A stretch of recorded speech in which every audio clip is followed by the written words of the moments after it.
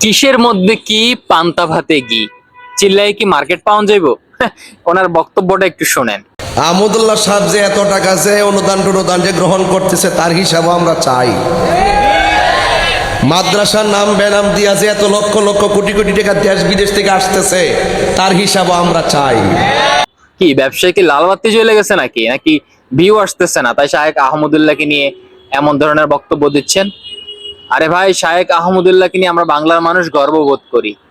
আমরা যে এমন একজন আলেম পাইছি যিনি বাংলাদেশকে নিয়ে ভাবেন, বাংলাদেশের মানুষকে নিয়ে ভাবেন। তিনি যে আস-সুন্নাহ ফাউন্ডেশন গড়ে তুলছেন, এর কারণে বাংলাদেশের অনেক অনেক মানুষ তার দ্বারা উপকৃত হইতেছেন।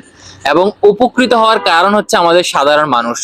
মানুষ এমন একটা আস্থার জায়গা পাইছে যেখানে ডোনেশন করলে মানুষ সঠিকভাবে তা পাবে এবং তার সঠিক ব্যবহার হবে। সেটাই হচ্ছে আস-সুন্নাহ ফাউন্ডেশন। এটা বাংলাদেশের লক্ষ কোটি মানুষের আস্থার জায়গা। আর আপনি সেখানে হিসাব চাচ্ছেন? এটা কি আপনার ওই যে খানকা নাকি যে সেখানে টাকা ধান দেওয়ার সম্ভাবনা থাকে, নাকি এটা ওই যে ব্যাংকের ইন্টারেস্ট? এগুলা কিচ্ছু না। কথা বলার আগে ভাইবা চিন্তা বললেন। বিয়ে ব্যবসা করতে চাইলে অন্য কোনো আলেমরে বাইছা নেন, শায়েখ আহমদুল্লাহকে বাদ দিয়ে কথা বলেন। কারণ তিনি বাংলাদেশের একজন চৌকস, দক্ষ এবং সবার ভালোবাসার একজন মানুষ।